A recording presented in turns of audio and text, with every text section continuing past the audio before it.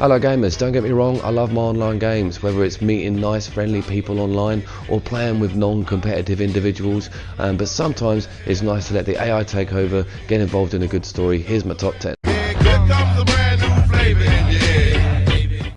Number 10 is Fallout 4 from Bethesda, the humongous action role-playing game, and a game that I wanted to put on the list because it actually does dedicate itself to the single-player campaign. I think that's very important. It doesn't share the content on the disc with an online multiplayer mode. This is all about you, all about the single player, and Bethesda and the Fallout series have always done really well with allowing the player to interact with inanimate objects and actually strike up relationships with NCPs, and Fallout 4 delivers on both of those fronts.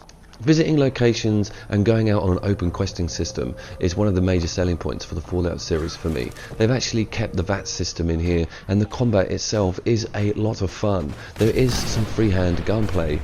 With Fallout 3, that was quite weak, and they managed to tweak it up for this game. They've also given some perks and tweaks to the weapon upgrade system. Not a lot's changed. The game's had a great lick of paint for the current generation systems, and I think what the series sells itself on is the depth of interaction with the NCPs, the joy of returning to favorited locations. There's some great boss fights added into this game, but I think the Fallout series doesn't need to be sold when it comes to a single player campaign. Everyone knows how great it is. That's the reason it's on the list. A real great addition. There's no one I'd rather have watching my back. And I'll be there for you, as long as you'll have me.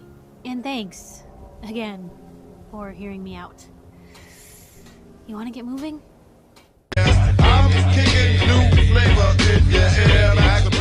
Next up is Borderlands, the Handsome Collection in particular, probably one of my favourite first-person shooters of all time. It's an amazing game that revolves around guns, loot, hilarious NCPs, a really good open-world questing system, a wonderfully recognisable colour style. This one is a humdinger.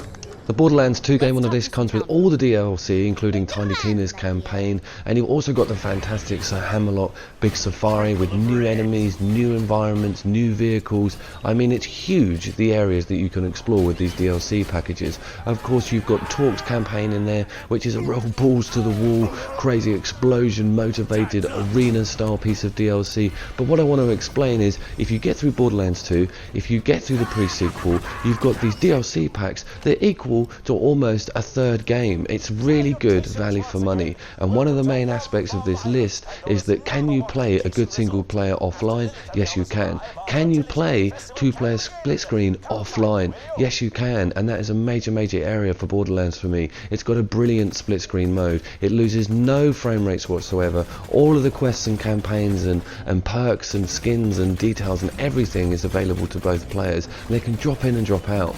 Brilliant game.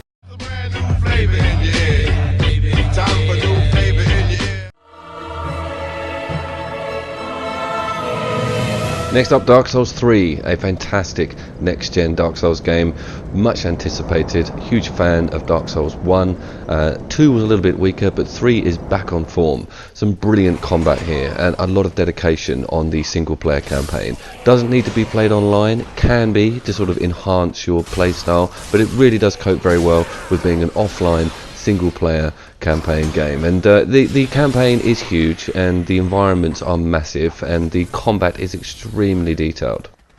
The combat itself slides between range and melee combat. There's a huge amount of detail on developing and upgrading your weapons. Loadouts can be swapped around mid-game. There's no real commitment to your character type, and there's a lot of unlockable outfits and secrets to be had within the Dark Souls universe. I think one of the major strengths of this game are the boss fights. They never fail to disappoint, and From have always done a very good job with that. But also exploration is very well done. It kind of is and isn't an open world game. I won't say it is, but I think its hooks is the combat, the character development, and the interesting situations you find yourself in. I think that the vistas and the graphics itself on this game really are very strong. Just deserved on this list, to be honest. Here comes a brand new flavor in your ear. Time for new flavor in your ear. Onto Naughty Dog's epic adventure game Uncharted 4, and if you don't know much about this or have never played it, it is kind of a Tomb Raider game. For me, it's kind of like the Goonies meets Indiana Jones. Nathan Drake is quite a likeable character, but the game hangs itself on some really cool Assassin's Creed-like jumping and hanging around. There's some very tense scenes where you're either doing some stealth gameplay or sort of navigating some very large areas or heights. It's a very clever blend of different game types put into one, and in actual fact I do enjoy that with the Uncharted series. Yeah, it's quite cutscene-y, but it really does excel in the areas that it should do, which is gunplay, cover-based shooting, visuals. I mean, check out the detail on the visuals. It is quite a recent PlayStation 4 game, and my god are the visuals strong. There's a lot of different angles to the missions that you get as well. You can see here there's some underwater stuff, but you find yourself in lots of different locations in and around the world. And when on my first playthrough of this game, it just felt like I was really truly playing a current gen game that sort of spread itself around on a number of different mediums, like film and like character interaction. Fantastic visuals again, and some really detailed gunplay mechanics. There's some stealth kills, there's enemy alert systems in there. You spend quite a lot of the game with your brother actually as a companion, and that works really well also, helping you, working together. The AI is really strong. A really good single player game this, and of course a must buy if you've got a PlayStation. Here comes a brand new flavor in the air. Time for new flavor. Okay, it's time for Metal Gear 5 to be precise, and what a game, what a great campaign, and what a brilliant single player setup we have with the Metal Gear Solid Phantom Pain. I love it. It gives you the opportunity to land into a battle zone, to approach every single mission on your own merit, to equip yourself. The graphics are beautiful, the environments are large and expansive, they're not too overpopulated. I don't see that as a problem. One of the main drawing points for me is the actual quality of the AI. You see here the changes in weather type, the sandstorms act as cover. You can get away with all kinds of different things when those come in, and there's also a mother base where everything is upgradable, right down to Snake's outfit and his sneaking abilities. It's brilliant. Interrogating soldiers is so much fun. Taking hostages out of situations is awesome. You can see here the quality of AI is brilliant. They spot each other, they look after each other, they know when something's happening. Missions can go so wrong so quickly. I never bore of it. I always like to approach a mission a few times, even if I do it, just to see how differently things, pan out. Metal Gear 5 really does deserve a strong place on this list. I love the equipment, I love the vehicles, I love quiet, I love the hand-to-hand combat. Really great, stunning game. Here comes a brand new flavor in the air. Time for new flavor in the air. Number 5 is GTA 5, surprisingly enough, and a very strong single player campaign with this game. What it's given you is a huge, open, expansive playground to actually play out the missions in, and of course do the traditional mucking about that everyone does with the GTA titles. But this one's got some quality voice acting, some very strong characters. You get to choose between 3 protagonists, and it does a very good job of switching those up. What it also creates is a really good grand environment when it comes to doing your heists and to doing your specific mission types for each character. And of course the main characters have some really good backstory. It's great to see Franklin interact with some of the other people in the game, and of course Trevor, and how mental he actually is. It's a brilliant idea to be playing these 3 different personalities, and I think if I didn't have an internet connection and could never get online with a game, Grand Theft Auto 5 would really scratch a lot of itches. It's a great driving game, it's a great gun fighting game, it's a great story driven game, it's a brilliant sandbox game. The physics and the damage and the way the police act and some of the quality of AI are phenomenal. It should technically be a little bit higher on this list, I think, but of course you have to straddle the fact that it's got online taking up large spaces on the disc. I think if they had completely concentrated on it and been a single player game, there would be certain aspects of it not making it as good a package. So GTA 5, number 5, if you haven't played it, it's a must. Here comes a brand new flavor in the air. Time for new flavor. Everything has clearly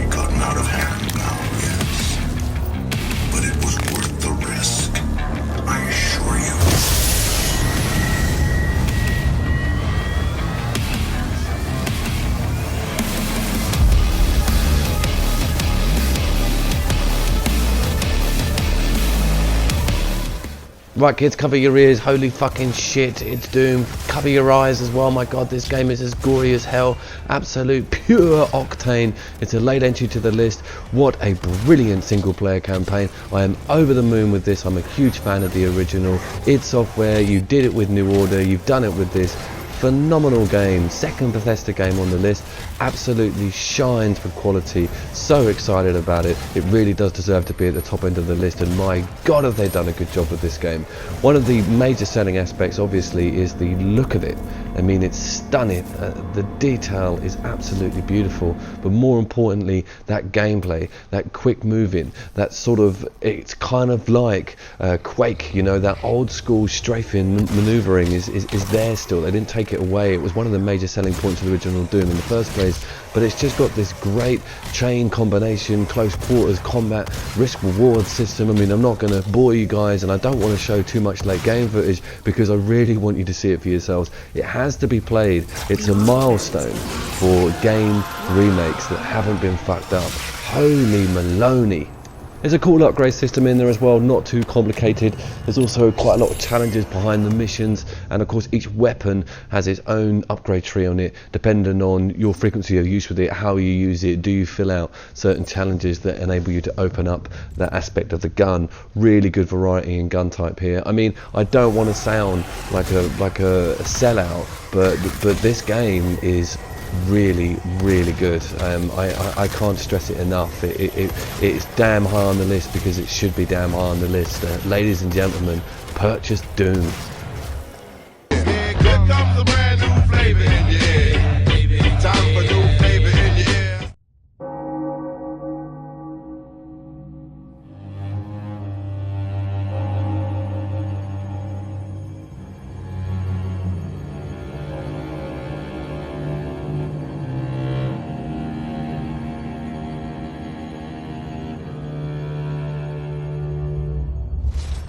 Yes, ladies and gentlemen, you guessed it. It's Bloodborne.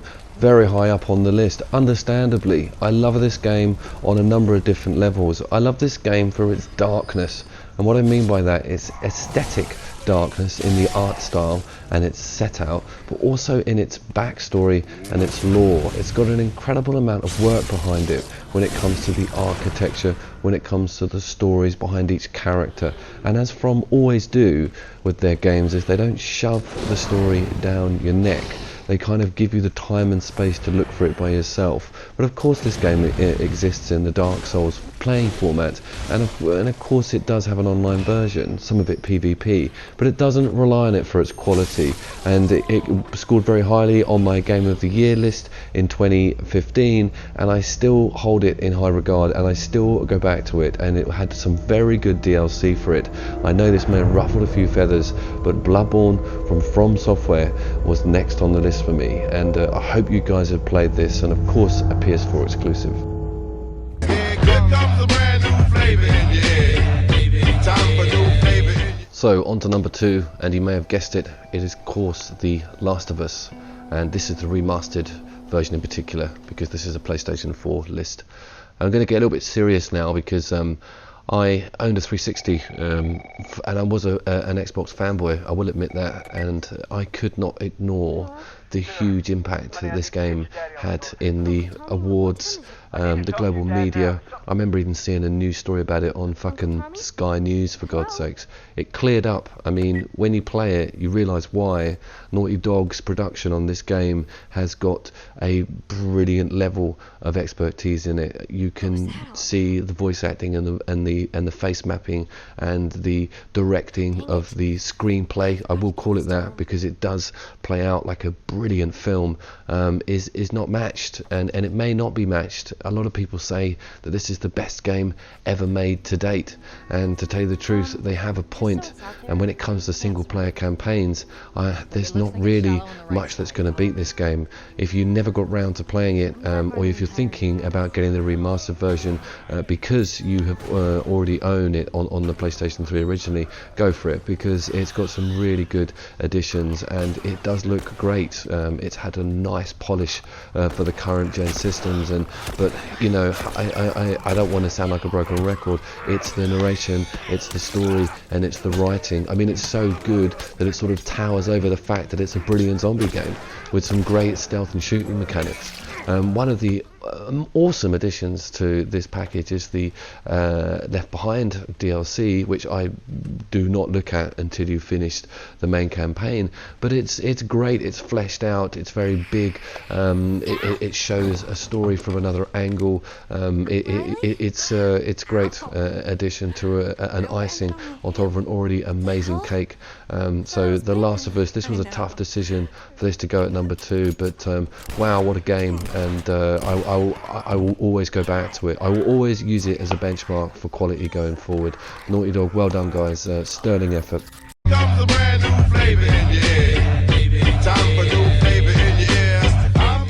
Yes guys, my number 1 single player campaign offline game for the PlayStation 4 is The Witcher Wild Hunt. I mean, it's unrivaled for me with its visuals, with its size, with its dialogue, with its characters, with the way that the whole story is put together, the depth of the campaign itself, the side quest quality, the amount of hours that you can get in and put out of this game is phenomenal. I mean, the size of the map itself, I mean, just check out how detailed and how many locations there are here. I mean, the architecture in the villages and at the docks, the combat and the boss fights, I mean, they're just scary and epic in scale. I mean, how many games do you know where you get this amount of detail on your armor types and sword types? I mean, just look at the sunsets, the vistas, the changes in weather and landscape. The game offers such a tight combat where you can change and switch up your magic types right in the middle of a fight.